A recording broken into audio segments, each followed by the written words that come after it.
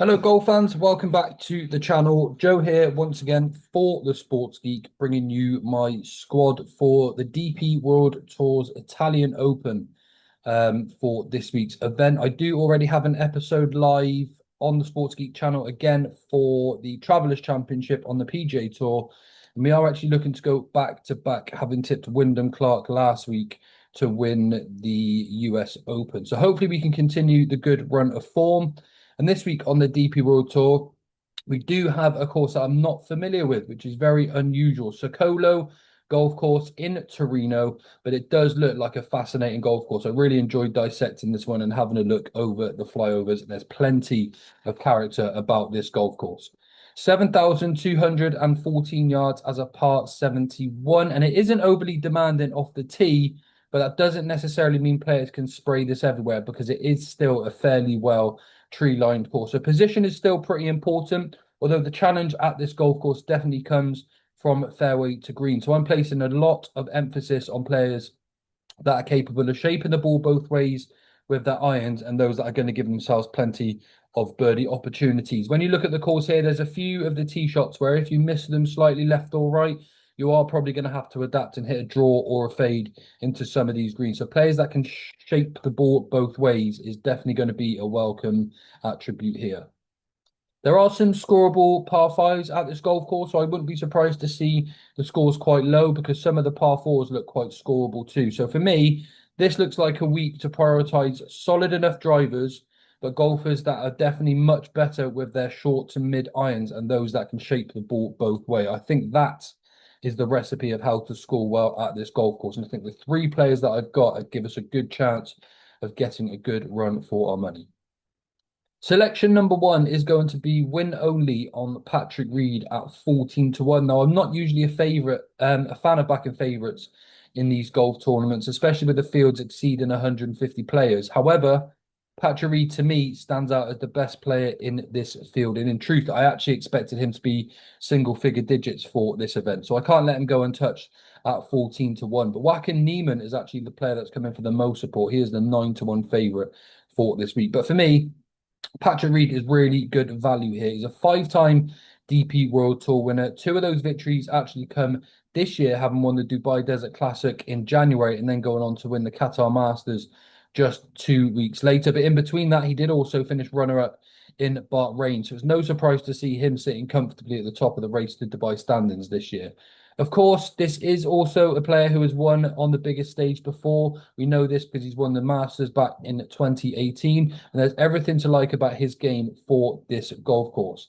He's definitely one of the better fits because he is a player that likes to shape the ball, and that's off the tee and with his irons, and Reed's ability to move the ball both ways has done him really well in the past. I think that's a major asset at this golf course. Many of the holes obviously here shape left to right more than right to left. Again, that should suit Patrick Reed's eye quite nicely. And if anything, if you overplay those shot shapes off the tee, again, it's probably going to have to switch to a draw coming into some of them with the shorter irons, but that shouldn't be a problem. We see that with him time and time again.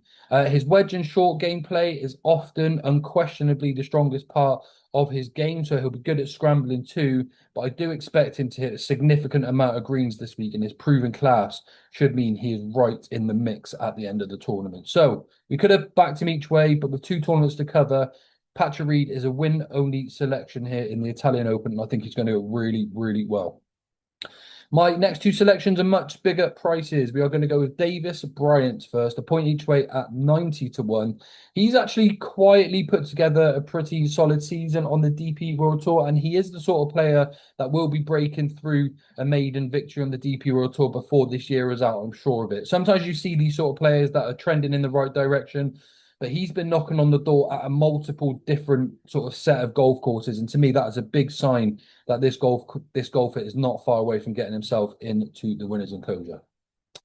Consistency has probably been one of his biggest strengths this year as well. In his 16 starts, he's only missed 3 cuts this season and had 2 runner-up efforts as well. The first was in Kenya, and he did the same then in Austria a couple of weeks ago. 2 completely different courses, but those are results that suggest to me his game's in excellent shape, and they actually highlight his best attributes too, like I think this course will. His formula is generally pretty straightforward. He keeps the ball in the fairway, then he finds greens and then relies on a really good putting stroke to get himself a pretty decent score. And on a course where low scoring is likely going to be the profile of this event, I think he's going to have a really good chance. We've seen him put in rounds of 63. We've seen him put multiple 64s in this season, proving that he can go low when everything clicks. And I do think you need a player like that this week.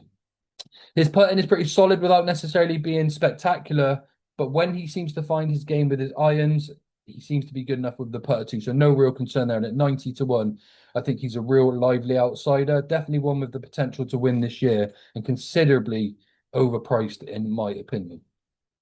My final selection of the tournament comes in the name of Dan Rodriguez at 150 to 1. And I must admit, there were several players that caught my eye around this price in the market, but I've decided just to stick with one of them, and it is going to be Dan Rodriguez. He's a player that I've monitored quite closely this season. I have actually backed him a few times too. Now, on recent form alone, it's easy to see why you'd overlook him. He's got 3 consecutive missed cuts. However, I think that only really tells part of the story because earlier in the season and leading up to the US Open, there has been plenty of good golf to suggest that he is not a player that should be 150 to 1. He's actually quite a well-rounded individual, very few weaknesses, drives the ball well, keeps his irons dialed in, and he is a very good putter. So even if his proximity to the hole isn't totally where it needs to be, he still has opportunities of making birdies. Now, looking back through the results this year, there's definitely plenty to like. He was runner-up in Turkey, which is a correlated course, hence why a couple of the other players have made my squad this year too. But he has also posted really good performances twice in China in the Hainan Classic and the China Open, and then did the same in Kenya. Now, all of those courses have a lot of similarities to this to suggest that this golf course is going to play to his strengths.